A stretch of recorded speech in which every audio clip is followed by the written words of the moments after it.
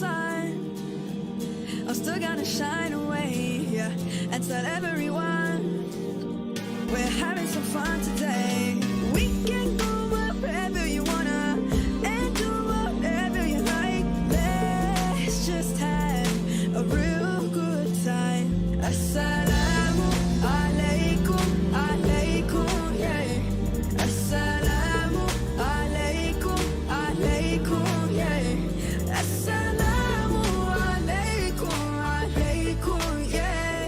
Assalamu alaikum, alaikum, yeah.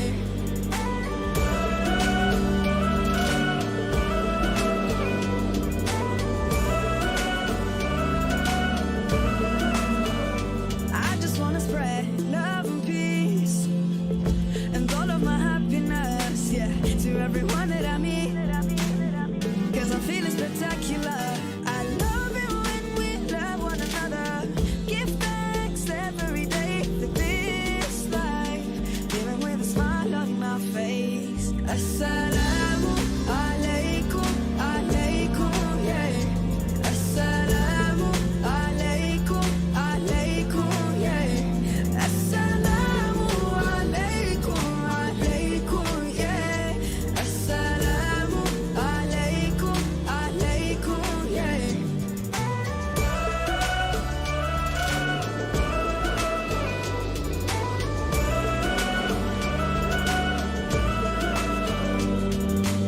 Spread peace on the earth, cherish the love that is around us. Spread peace on the earth, treasure the love that is around us.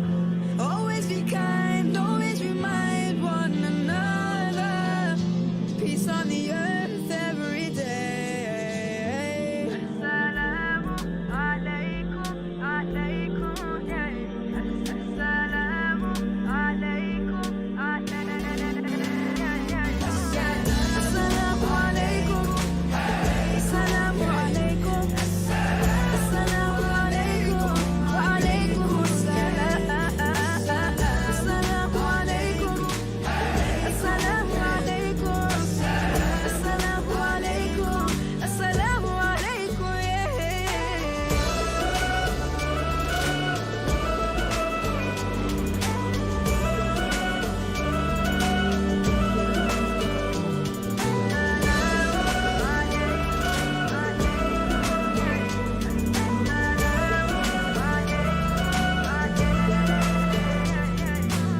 Spread peace on the earth, cherish the love that is around us. Spread peace on the earth every day.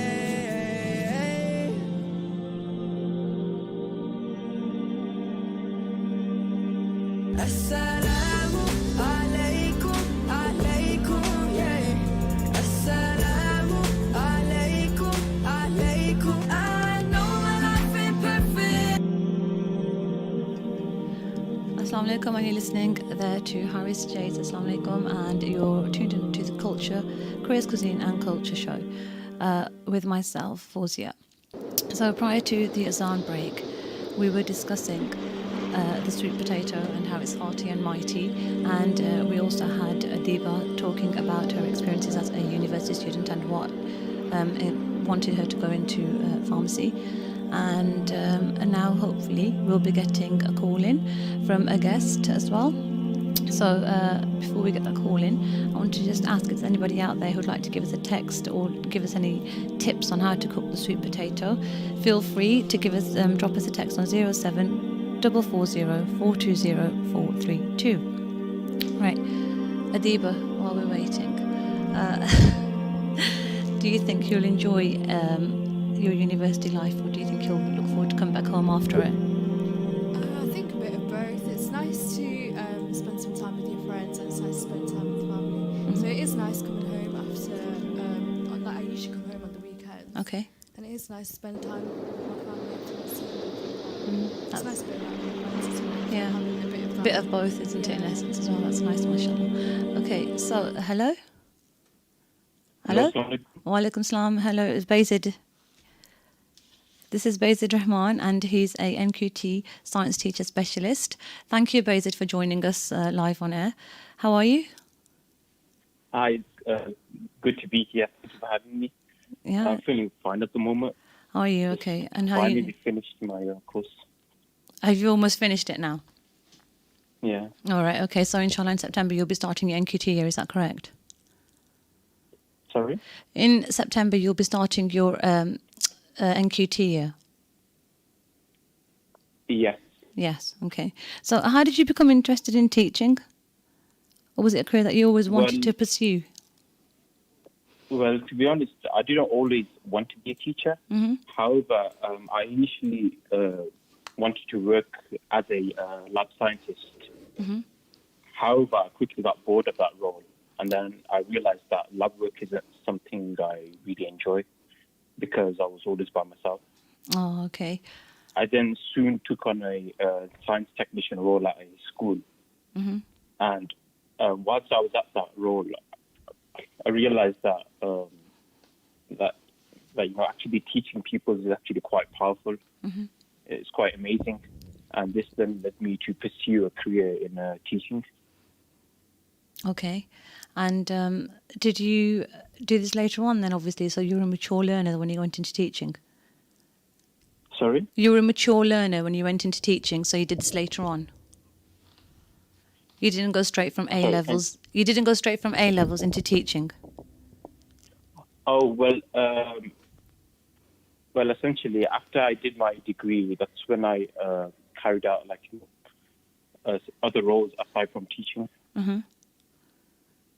So that's when you did your And then science. Yeah. And then eventually I just became a science teacher. Mm-hmm. And okay, so as a science teacher, what are your main responsibilities, or as a trainee science teacher, should I say? Well, there are quite a number of responsibilities, but I'll tell you the three most important responsibilities. Mm-hmm. Number one is to prepare and deliver lessons to a range of classes of different ages and abilities. Mm-hmm.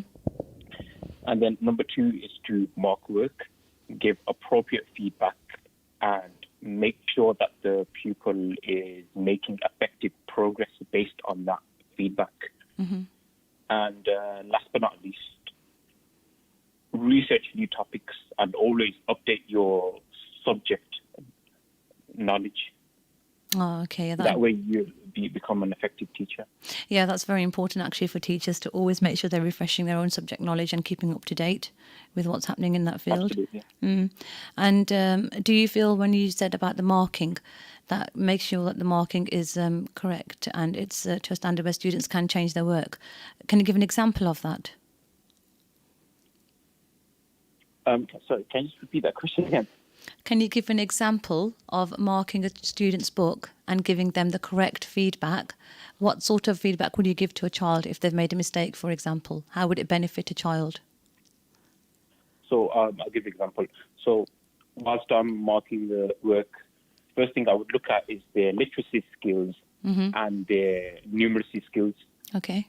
So if they were to make a grammar error, for example, I would go out of my way to make sure that this specific grammar mistake is addressed and corrected. Now, the reason why I focus on grammar skills is because when pupils improve their own literacy and numeracy skills, they are able to access more information from science.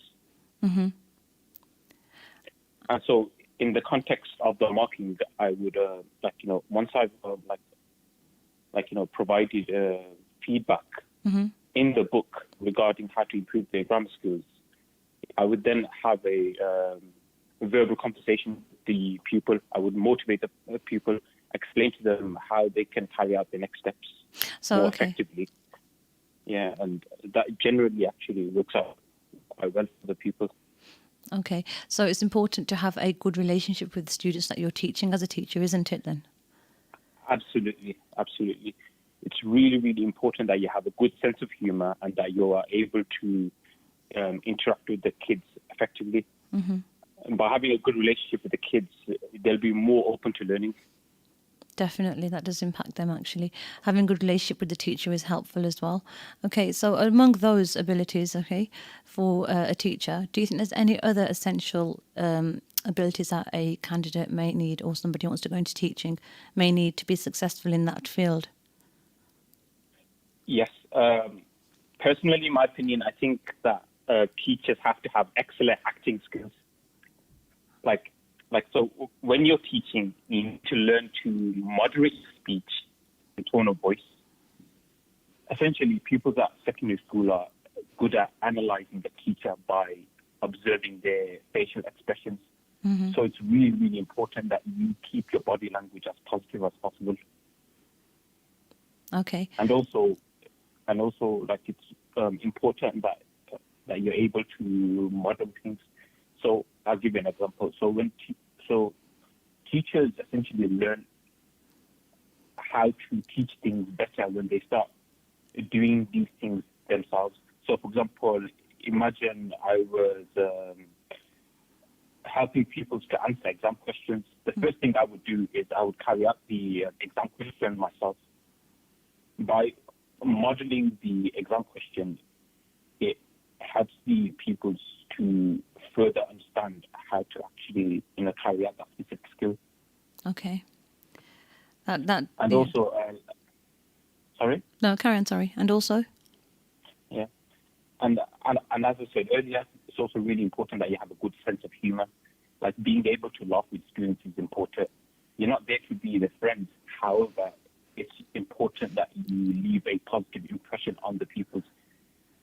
In my opinion, happy students are more open to learning. Yeah, I definitely agree with that.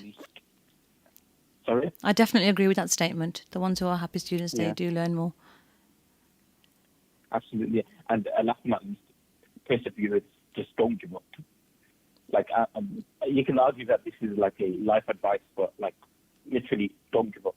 Like, whatever you do, just don't give up. Eventually, you will see the light at the end of the tunnel, for lack of a better term. Yeah. So are you saying this based on teaching as well, though? In your teacher training, there have been times, obviously, when it's been quite tough, so you've wanted to give up yourself. Is that what you're saying? Or do you think that is quite tough and people would want to do that? Yes. Mm-hmm. So, there have been occasions where I almost gave up on the course itself. But, I have to keep resilient. And it helped to develop me as a person. And from this experience, I learned how important it is to not give up, as this can, it can basically lead to better things. Yeah, it is. It is important. Actually, it's very important not to give up and to continue pushing yourselves, because obviously, when you are training, for people who are out there who are already teachers, it is quite a tough course, especially when you are planning lessons and trying to adjust to the lesson planning and what's required of you.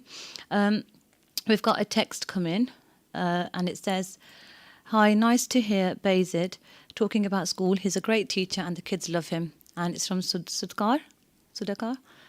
Also, we've had a question come in. It says, "Thank you. You're very informative. It's very competitive in teaching. I'm worried about this and the workload. Any advice for this then, Bayzid?" Sorry, can you just repeat that question again, please? Yeah, so somebody's texted in saying that they'd like to pursue a teaching career, but they're worried about the workload. So do you have any advice for this? Okay, so when it comes to workload, I'll be honest with you, workload initially was challenging for me. However, when you as a teacher, you develop time management skills. And one thing I realized is that, if you manage your time effectively, that workload actually almost disappears. Okay. So I'll give you an example. So, for example, you have two options. You can either take work home with you and actually mark it at home, or you can mark the work in the school itself. So, if you have effective time management skills, then you'll be able to utilize the time that you have at school to actually mark almost all of your work. Okay, so talking Yeah. from my own experience now, Basid, I think that as a teacher, sometimes your students, as you're aware, as a training teacher, they have differing abilities. So it's quite difficult to actually mark one child's book to another level of a standard of another child's level, because they'll have the work done in different mannerisms. They'll have the wrong spellings. They'll give the incorrect answers. They'll not have understood the work, so you'll have to write extra in the book as well. So I think sometimes the workload, it does get a bit much, but then it's trying to stay on top of it, isn't it? It does. Yes. However, schools, they are aware of this issue, and for example, in the school that I'm currently working at, they have new types of systems in place which reduces how much time you spend marking each people's work. Oh, okay. And most of it is actually quite online. These are what, sorry, Basid? Most of the marking actually occurs online. For the exercise books as well? Sorry? For the exercise books as well, they're marked online? Well, essentially, what happens is the teacher looks at the exercise book, and then they write down a brief summary, regarding how the pupil can further improve. In our school, we call it the EBI, which is that essentially it allows the pupil to understand how to progress. Okay. Through the next steps. And the feedback will only consist of around 3 or 4 sentences. Okay.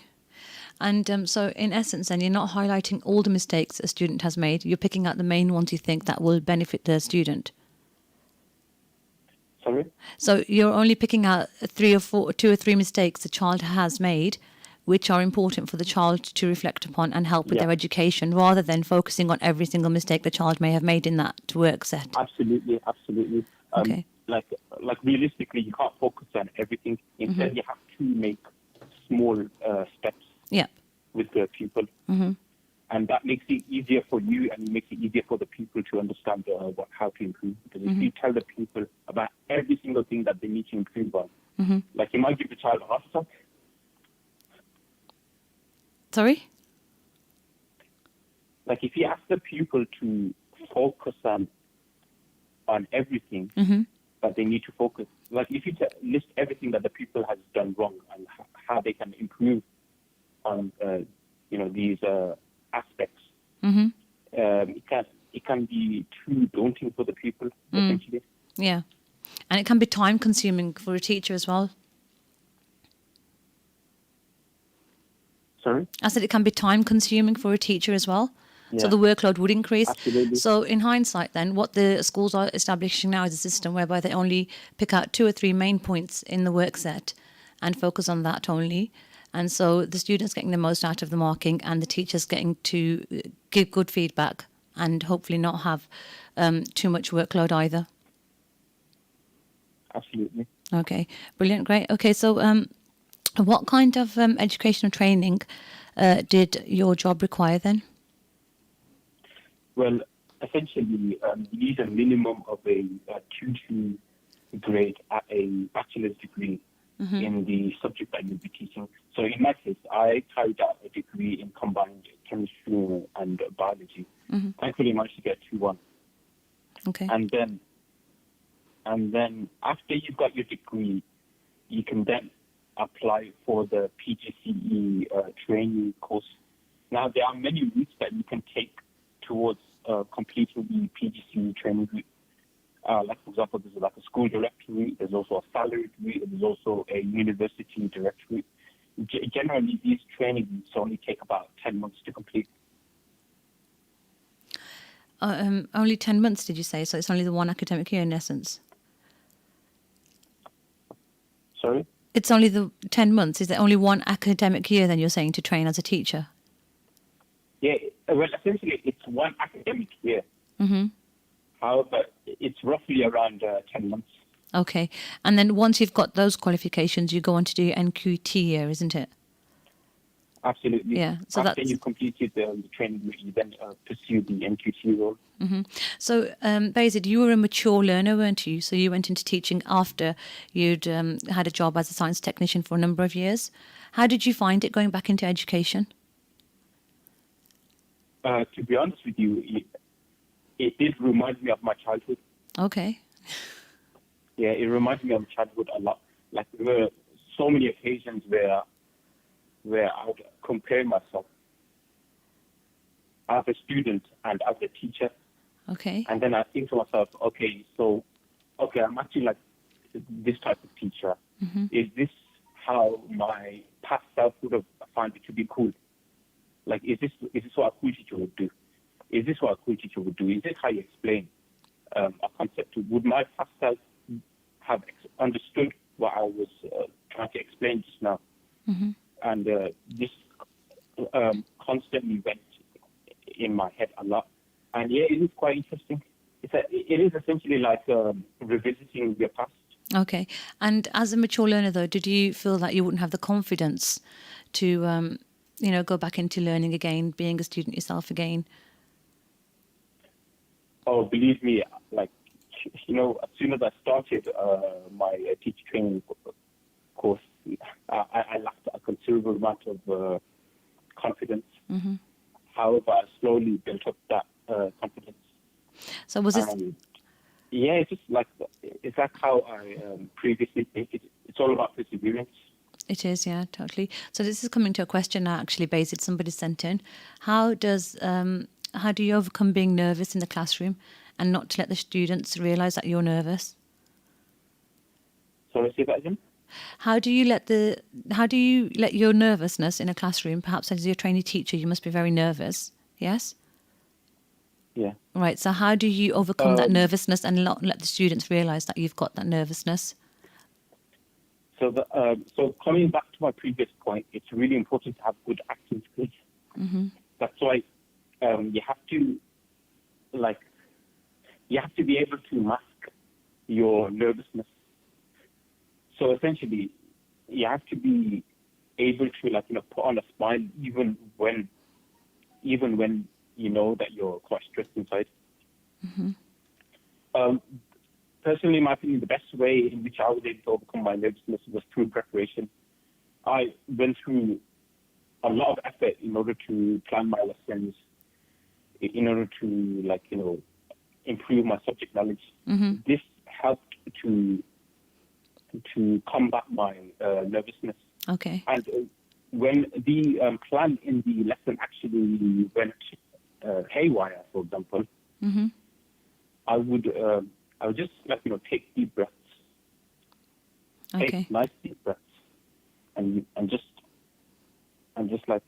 try to solve the problem So in the calmest way possible. Yeah, that's the best way, Basid. So I remember when you were training, you had some issues with your PC and your laptop and your overhead projector, if you remember.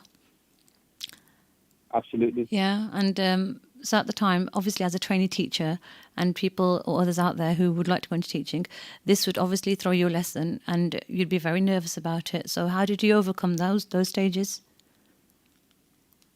To be honest with you, I don't even know how I overcame that kind of situation. From what I remember, what I did was, I just thought, okay, you can't get any worse than this, so I might as well just work to the best of my ability, because what's the worst that can happen now? Okay. And so I just I just did what I could, and apparently I did really well. Yeah, so you used just the whiteboard then and textbooks? Yeah. All right, brilliant. Okay. What relationship do you have currently then with the science technicians in the department? This is a question being sent in. Sorry? What relationship do you have with the current science technicians in the department? Oh, with the current science technicians? Yes, somebody's asking the question. Oh, the science technicians are lovely. Okay. So do you think... Science technicians generally tend to be people that essentially you wouldn't even be a teacher, you wouldn't be able to carry out your task properly unless you have the cooperation of the science technician. And this is talking from experience, yes, Bazid, with your science technician past? Yeah. Right, okay, brilliant. So what advice would you give to somebody who's considering going into teaching?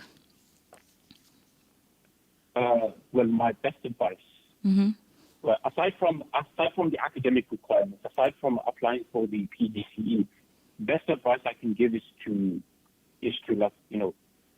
develop resilience and perseverance, and also be prepared to adapt to any plan that may go wrong.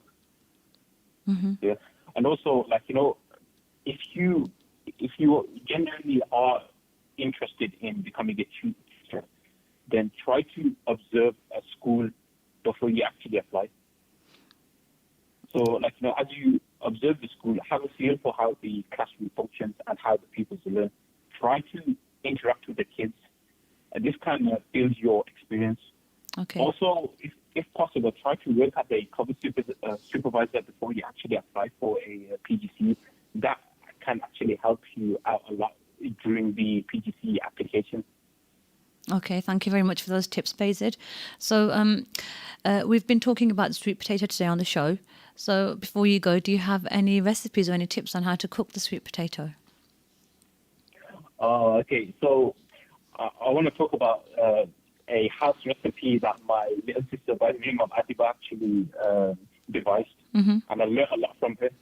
So I think she derived this recipe from a South Korean dish. I think it's called, I can't pronounce the South Korean dish properly. I think it's called hotteok or something. I probably destroyed that pronunciation. Okay. But essentially, the dish is called the Korean potato cheese pancake. Oh, okay, brilliant. So if people want to look into that recipe, it's called a Korean? Yeah, so it's called the Korean potato cheese pancake. Okay, thank you so much, Bazid, for calling in and discussing your experience as an NQT teacher. And we're going to be ending the show shortly, so I hope you had some good tips there on how to become more articulate. And I'd just like to thank my guests, Adiba Hussain and Bazid Rahman. Thank you very much, and hopefully be speaking to you next week again, inshallah.